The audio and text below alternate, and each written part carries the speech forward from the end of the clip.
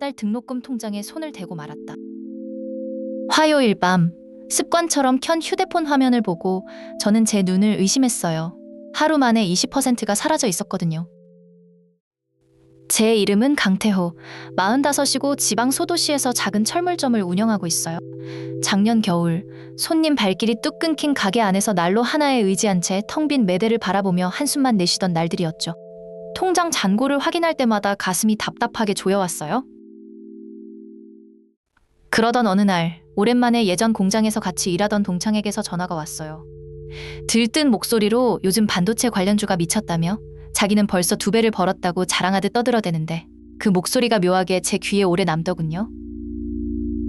처음엔 그냥 흘려들었지만 매일 밤 그 친구가 보내오는 수익 인증 캡처를 하나둘 들여다보다 보니 왜 나만 이렇게 제자리 걸음일까 하는 조바심이 스멀스멀 올라오더군요. 잠자리에 누워도 자꾸 그 화면이 눈앞에 아른거렸어요. 결국 저는 딸아이 대학 등록금으로 몇 년을 모아온 통장에 손을 대고 말았어요. 통장 잔액을 이체 창에 옮겨 적는 손끝이 떨렸고 이러면 안 된다는 걸 알면서도 마우스 클릭을 멈추지 못했던 그 순간이 아직도 생생해요. 아내에게는 그저 잠깐 여윳돈을 굴렸다가 금방 제자리로 돌려놓겠다고 둘러댔어요. 아내의 눈을 제대로 마주치지 못하면서도 이번만큼은 정말 괜찮을 거라고 스스로에게 몇 번이고 되뇌며 애써 마음을 다독였죠.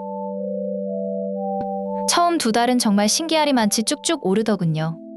하루에도 몇 번씩 잔고를 확인할 때마다 심장이 두근거렸고 화면 속 파란 숫자를 볼 때마다 세상을 다 가진 것 같은 벅찬 기분마저 들었어요. 이러다 아예 철물점 문을 닫고 전업 투자자로 나서도 되겠다는 헛된 생각까지 슬며시 들었으니 그때 제가 얼마나 들뜬 채로 현실 감각을 잃어가고 있었는지 지금 생각해도 아찔해요. 같은 종목에 투자한 사람들이 모여 만든 단체 채팅방이 있었는데 다들 이 정도 올랐으면 잠깐 조정은 당연한 거라며 대수롭지 않게 웃어넘겼어요. 그 여유로운 말투에 저도 덩달아 안심이 되더군요. 저도 그 말을 철석같이 믿고 물량을 더 늘렸어요. 조금만 더 지르면 훨씬 크게 벌 수 있을 거라는 욕심에 눈이 멀어 남은 생활비까지 탈탈 끌어모았던 거죠. 그리고 그 화요일 밤 잠자리에 들기 전 여느 때처럼 무심코 앱을 켠 순간이었어요. 화면 가득 붉은 숫자와 함께 하루 만에 20% 가까이 빠진 잔고가 눈에 들어왔고 순간 숨이 턱 막혔어요. 채팅방은 순식간에 아수라장으로 변했어요. 여기저기서 이러다 진짜 큰일 나겠다는 앓는 소리가 쏟아졌고 저 역시 휴대폰을 쥔 손이 덜덜 떨려 글자조차 제대로 읽히지 않았어요. 누군가는 지금이 기회라며 더 사라고 부추겼고 또 누군가는 이미 손절했다며 후회 섞인 글을 올렸어요. 서로 엇갈리는 말들 속에서 저는 무엇 하나 제대로 판단할 수가 없었어요. 저는 뜬 눈으로 밤을 꼬박 새우며 붉게 물든 화면만 하염없이 들여다봤어요. 시간이 갈수록 숫자는 더 곤두박질 쳤고 등록금은커녕 원금의 절반조차 건지지 못할 상황으로 치닫고 있었죠. 가슴이 답답해서 숨쉬기조차 힘들었어요. 잠든 딸아이의 얼굴이 자꾸 떠오르니 뒤늦은 후회가 밀물처럼 밀려왔고 이 모든 걸 자초한 제 자신이 한없이 한심하고 초라하게 느껴졌어요. 새벽 5시쯤 옆에서 자던 아내가 뒤척이는 인기척에 눈을 떴어요. 핏기 없이 굳어있는 제 표정을 가만히 보더니 굳이 묻지 않아도 모든 걸 다 눈치챈 듯한 눈빛을 보내왔어요. 당연히 크게 화를 낼 줄 알았는데 아내는 그저 말없이 제 손에서 휴대폰을 가져가 화면을 꺼버렸어요.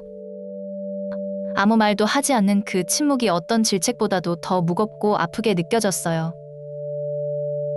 아내는 낮은 목소리로 지금이라도 팔면 딸 등록금은 어떻게든 마련해 볼 수 있을 거라고 대신 이제 이 판에서는 완전히 손을 떼자고 담담하게 그러나 단호하게 말했어요. 그 말을 듣는 순간 참고 참았던 눈물이 왈칵 터져 나왔어요. 아내에게 거짓말을 했던 부끄러움과 가족을 위험에 빠뜨렸다는 미안함이 한꺼번에 목구멍까지 차올랐거든요.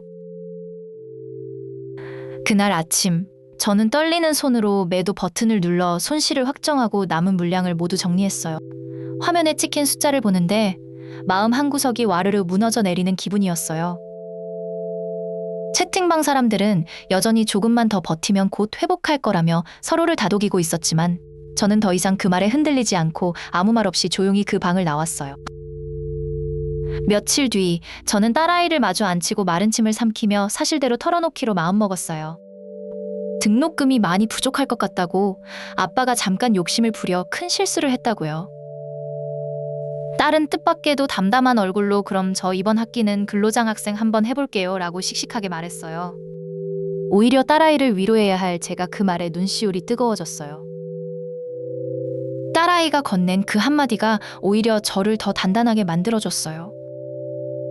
이대로 주저앉아 있을 수는 없다는, 부끄러움을 딛고서라도 다시 일어서야겠다는 다짐이 마음속에 굳게 자리 잡았거든요. 그 뒤로 저는 동창회 연락처도 투자 관련 채팅방도 미련 없이 모두 지워버렸어요. 대신 다시 새벽같이 가게 문을 여는 일에만 온 마음을 쏟기로 했어요. 예전 같으면 그냥 무심히 흘려보냈을 단골 손님과의 인사 한마디, 문을 열 때 딸랑거리는 종소리 하나가 요즘은 유독 소중하게 느껴지더군요. 그제야 작은 것들의 가치를 새삼 깨달았어요.